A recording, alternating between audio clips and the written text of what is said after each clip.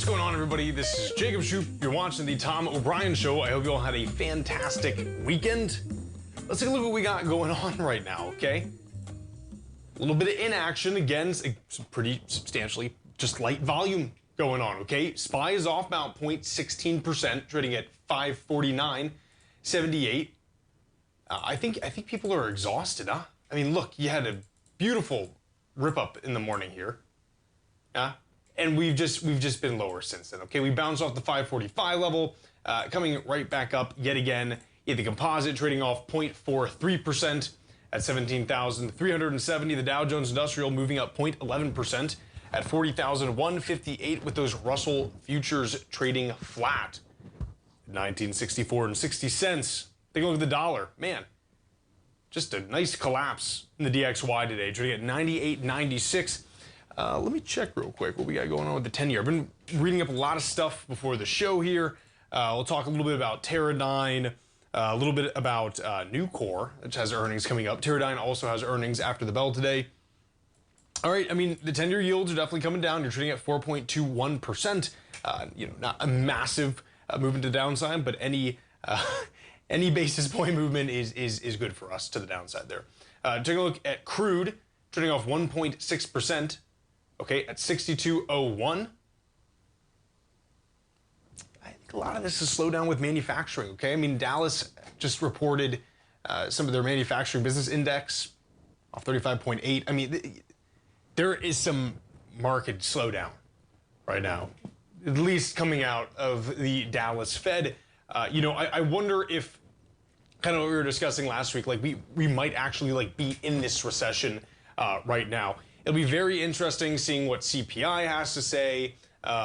PCPI is, this is really going to determine, how we kind of move forward and what we do. Let's take a look at gold is continuing to move to the upside, right? I mean, there's still this kind of major air of risk going on, right? And I mean, really, like seeing some of this emotion over the past few days, again, not a ton of action, okay? You're getting movement to the upside for sure, but there's no volume and it's a little quiet right now, right? VIX continuing to move up a little bit. You're up about 3% today. Looking at copper, you're up 0.19%. Silver up about 0.29%, trading at 33.42. Celsius coming off a little bit. Google coming off a little bit after some pretty solid earnings. Of course, we have Microsoft coming up, I believe, on Wednesday. And if anything, how Google did with cloud, and some kind of positive commentary around the future of data center spending and AI spending, right?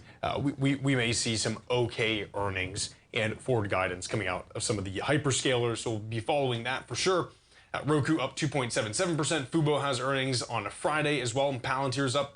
Yeah, NVIDIA off. Why is NVIDIA off? Okay, so Huawei comes out and says, hey, we're going to start competing with some of the computer chips, some of the GPUs that are currently shipped to China from NVIDIA. I think what is the point here? One, I think people are exhausted, right? I mean, this is a 3% to the downside. Okay, at some certain point, there is so much confusion and uncertainty. You have Besant coming out saying it's up to China to, essentially have this kind of trade conflict end. And I don't know what that is supposed to telegraph to anyone, right? And it's exhausting. I mean, it really is. So I do probably anticipate some further contraction of volume going forward. Of course, you'll still get price swings, but we're going to start getting into this, in my opinion, very narrow trading range kind of deal. Of course, as new numbers come out, that will probably affect the market negatively. There's going to be issues with shipping. There's going to be issues with trucking going on.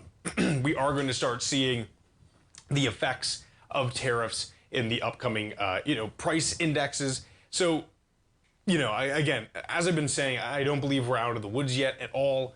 I haven't really added it to any position whatsoever. Still in UUUU. Of course, that is just a long-term hold, but we are green, which is very nice, all things kind of considered.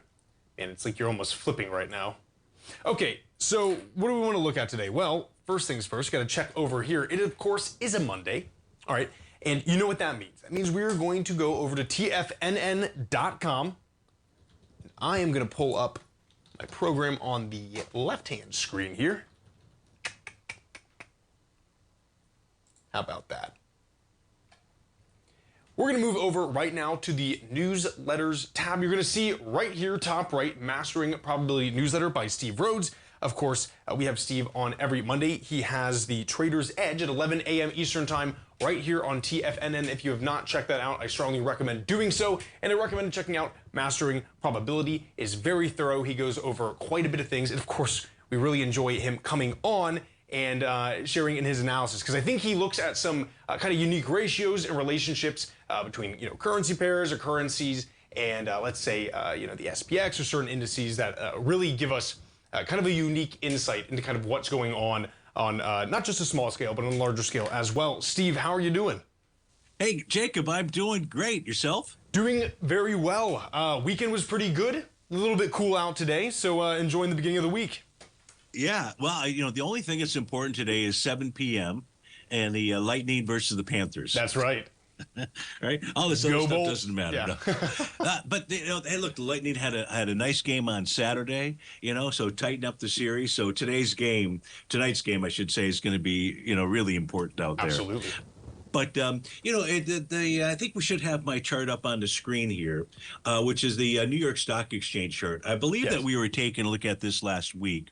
And so I just wanted to kind of update you and everybody on this set of tools out here. So the top portion of the screen is the New York Stock Exchange. Right below that is the actual advanced decline line, and below that is the advanced decline oscillator.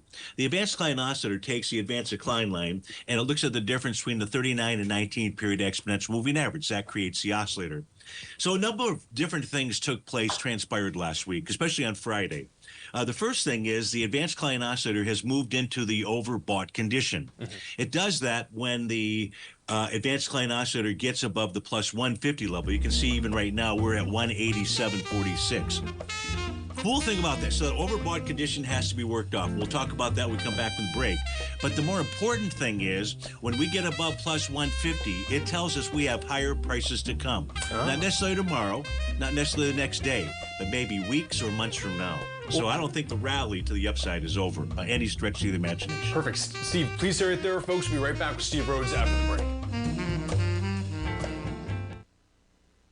If you spend any time online researching trading techniques on how to begin your trading journey, you've no doubt come across many folks who push Forex trading as a way to make big money quickly.